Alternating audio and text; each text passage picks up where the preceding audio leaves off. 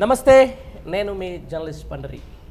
మొత్తానికి ఈరోజు తెలంగాణ ఆత్మగౌరవం అనేది మరొక్కసారి ఢిల్లీ వేదికగా ఎట్లా పరిడవిల్లుతుంది, అసలు తెలంగాణ ఆత్మగౌరవం మరొకసారి ఏ విధంగా భంగం కలుగుతుంది అనే దానికి సోషల్ మీడియాలో ఈ మధ్య తిరుగుతున్నటువంటి ఒక ఫోటో చూస్తే చాలామందికి అర్థమవుతూ ఉంటుంది.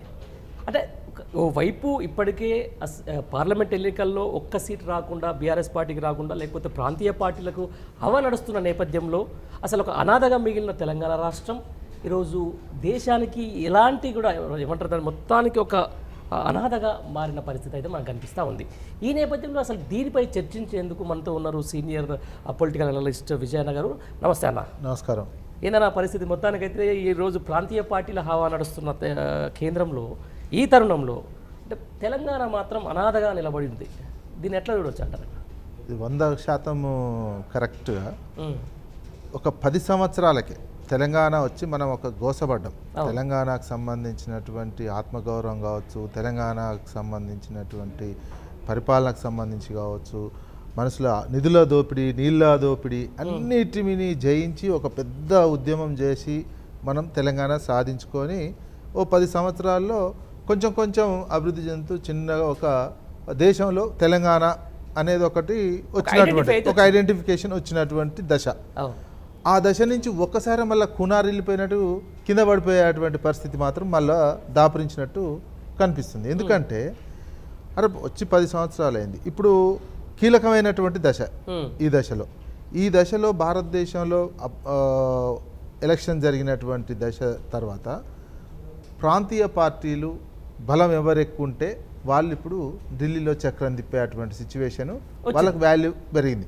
2 కూటమిలో, ఇండియా కూటమిలో కానీ ఎన్డీఏ కూటమిలో కానీ లేదా ఇంకేదైనా ప్రాంతీయ పార్టీ ఉంటే వాళ్ళకి అంత డిమాండ్, ఆ సంకీర్ణ యుగం వస్తుంది. అంటే ఈ పరిస్థితిని, ఈ రాజకీయ పరిస్థితి వస్తుంది అని మాత్రం తెలంగాణకు సంబంధించినటువంటి నాయకుడు కేసీఆర్ గారు, తెలంగాణ ఉద్యమకారుడు, తెలంగాణ తెచ్చినటువంటి నాయకునిగా దీన్ని అంచనా వేశారు. ఈ రాజకీయ పరిస్థితి భారతదేశంలో ఈ రాజకీయ పరిస్థితి వస్తుంది, రాబోతుంది. తెలంగాణ ప్రజలారా ఆలోచించండి, మనం ఒక కీ రోల్ పోషించాల్సినటువంటి అవసరం ఉంది, తెలంగాణ సమాజం పోషించాల్సినటువంటి సమయం ఉంది, మీరు ఆలోచించి ఓటేయండి, మనం మళ్ళీ బొక్కబోర్ల పడొద్దు అనేది ఎలక్షన్లో, అసెంబ్లీ ఎలక్షన్ల కానించే కేసీఆర్ గారు ఈ అంచనాతో చెప్తూ వస్తున్నారు, చేశారు. కానీ ప్రజానికము తిరస్కరించినట్టు, మనకు అట్లాంటిది వద్దు, ఢిల్లీలో ఇప్పుడు వస్తుందా చేస్తామా అని అంచనా వేసుకుర్రో మరి ఏం వేసుకుర్రో తెలియదు, కానీ ఆ ఛాన్స్ని మిస్ చేసిర్రు. సమాజం, తెలంగాణ సమాజం మిస్ చేసుకుంది.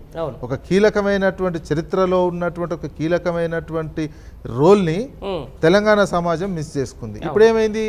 2 జాతీయ పార్టీలకు 8 పార్లమెంట్ సీట్లు ఇచ్చిర్రు. ఈ 8 మంది ఇచ్చినా ఏది ఇచ్చినా వాళ్ళు ఢిల్లీ వాళ్ళు చెప్పినట్టే వినాలి. ఇప్పుడు కాంగ్రెస్ పార్టీలైనా ఈ 8 మంది ఎంపీలు కావచ్చు, ఇంక్లూడింగ్ సీఎం కావచ్చు, కాంగ్రెస్ పార్టీ ఎట్లా చెప్తే, హైకమాండ్ ఎట్లా చెప్తే జీ హుజూర్ అనాల్సిందే. ఇక బీజేపీ పరిస్థితి కూడా అదే. కిషన్ రెడ్డి అయినా, బండి సంజయ్ అయినా, అమిత్ షా, మోడీ, వాళ్ళు ఇంకా వాళ్ళు ఢిల్లీ అన్న, ఇంకా వాళ్ళని గుజరాత్ అనాలి. గుజరాత్ వాళ్ళు ఎట్లా చెప్తే అట్లా వినాల్సిన పరిస్థితి వచ్చింది. తెలంగాణ అస్తిత్వం ఎక్కడుందిగా? తెలంగాణ కోసం పెట్టినటువంటి ఒక పార్టీ ఉండే, తెలంగాణ ఉద్యమం చేసినటువంటి, ఇప్పుడు అంతెందుకండి మన పక్క రాష్ట్రము ఆంధ్రప్రదేశ్ చూడండి. అరే పార్లమెంట్ సెంట్రల్ హాల్లో ప్రైమ్ మినిస్టర్ అంతకుముందు చంద్రబాబుకి ఇంటర్వ్యూ అయినటువంటి కనీసం అపాయింట్మెంట్ కూడా ఇవ్వనటువంటి వ్యక్తి పక్క గుసబెట్టుకొని నెంబర్ 2గా ఇచ్చినటువంటి సిచ్యువేషన్ అంత. అది కాకుండా పవన్ కళ్యాణ్కు 2 పార్లమెంట్ సీట్లు ఉంటే కూడా ముందల బెంచ్లో కూర్చోబెట్టి రాజమర్యాదలు చేస్తున్నటువంటిది. అది ఎంత మన పక్క రాష్ట్రం వస్తుంది, కానీ మన తెలంగాణ వాళ్ళం లేమే అక్కడ. తెలంగాణకు అది అవమానమే కదా. అరే మనం ఈ చరిత్రలో ఇంత పెద్ద చారిత్రాత్మక, ఇంత పెద్ద దేశంలో 140 కోట్ల జనాభాలో మనం ఒక 5-6 కోట్ల జనం ఉన్నాము, ఓటర్లు ఉన్నాము. మన పాత్ర ఏంది మరి? ఇదేనా మన చైతన్యం? ఇంతేనా? మనం ఈ చైతన్యంతో కునారిల్లిపోదామా? అరే 10 సంవత్సరాలకే మనం మళ్ళీ వెనకాడు చేసి మళ్ళీ ఢిల్లీకే తాకట్టు పెట్టి, గుజరాత్ వాళ్ళకి తాకట్టు పెట్టే విధంగానే వివరిస్తున్నారు.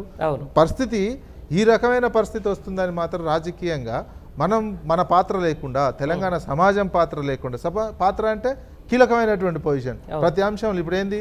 ప్రతి అంశంలో ఎన్డీఏ తీసుకునే ప్రతి అంశంలో గతం కంటే ఇప్పుడు మోడీ అన్ని చంద్రబాబుని అడిగి చేస్తాడు. అవును. చంద్రబాబుకున్న టార్గెట్ ఏంది ఇప్పుడు? చంద్రబాబు టార్గెట్ కూడా ఒకటే, అవును. 2 రాష్ట్రాల రాజకీయ పెత్తనం నాకు కావాలని టార్గెట్ పెడతాడండి మోడీకి. మీరు జోక్యం చేసుకోకండి సార్, వాళ్ళు ఇంటర్నల్గా పెట్టేది ఇదే ఉంటుంది. ఆయనకేంది రెండు తెలుగు రాష్ట్రాలలో ఆధిపత్యం నాకే కావాలి అంటాడు. ఆత్మగౌరవం పరిస్థితి మన పరిస్థితి ఏంది అప్పుడు?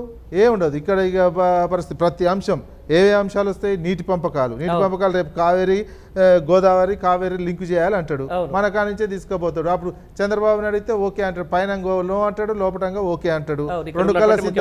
రెండు కాల సిద్ధాంతం అని చెప్పి మళ్ళీ ఇంప్లిమెంట్ చేసి మన నిధులు కావచ్చు, మన నీళ్లు కావచ్చు, రేపు హైదరాబాద్ ఆస్తి పంపకాలు ఇంకా ఉన్నాయి, విభజనకు సంబంధించినటువంటి ఆఫీసుల పంపకాలు ఉన్నాయి. ఆఫీసుల పంపకాలు ఏమైతాయి?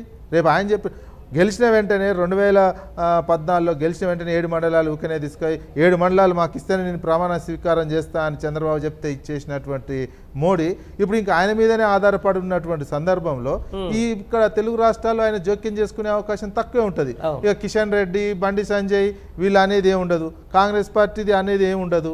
తెలంగాణ కోసం ఉన్నటువంటి పార్టీ కానీ, తెలంగాణ గొంతెత్తే పార్టీ కానీ ఢిల్లీలో మనం లేనటువంటి సమయంలో మనం ఈ చరిత్రలో ఒక మలుపు దశలో మనం చారిత్రాత్మకంగా వెనుకబాటుతనానికి గురయ్యే అవకాశం కనిపిస్తుంది. ఇది మరి తెలంగాణ సమాజం ఆలోచించాలి. తెలంగాణ సమాజం చైతన్యం ఇంతేనా అని మనం అనుకోవాల్సినటువంటి పరిస్థితి కనిపిస్తుంది. ఇది మాత్రం తెలంగాణకు మంచిది కాదు. ఈ రకమైనటువంటి 2 జాతీయ పార్టీలను, వాళ్ళు గుజరాత్కు బానిసల్లాగా ఉంటారు, ఒకళ్ళు ఢిల్లీకి బానిసల్లాగా ఉంటున్నటువంటి వాళ్ళతోటి మన తెలంగాణ ముందడుగు ఎట్లా పడాలి? వాళ్ళకు కూడా ఒకటే ఉన్నది. గుజరాత్ వాళ్ళకున్న కన్ను తెలంగాణ ఆర్థిక వనరుల మీద కన్నుబడ్డది ముందు నుంచే. అవన్నీ కూడా సమాజంలో తెలంగాణ ఉద్యమకారులు కావచ్చు, తెలంగాణ అని ప్రేమించేటువంటి వాళ్ళు కావచ్చు, రాజకీయంగా బీఆర్ఎస్కి సంబంధించినటువంటి వాళ్ళు కావచ్చు, నిరంతరం చెబుతూనే ఉన్నారు మళ్ళీ ఆగం కావద్దు, మనము సమాజంతో వచ్చినటువంటి తెలంగాణని మళ్ళీ ఒలకబోసుకోవద్దు అనే అంశాలు అనేక మంది చెప్పినా కానీ తెలంగాణ సమాజం మరి ఈ రకమైనటువంటి తీర్పు ఇచ్చినటువంటిది. దీనివల్ల ఎంత అయిపోతుంది? ఇప్పుడు ఢిల్లీ చాలా చులకన అయిపోతారు. అరే మీ తెలంగాణకు సంబంధించిన 2 జాతీయ పార్టీలు ఎవరైనా చేతులు కట్టుకొని ఉండాల్సిందే. ఓ ఫోటో నడుస్తుంది కదా ఇప్పుడు.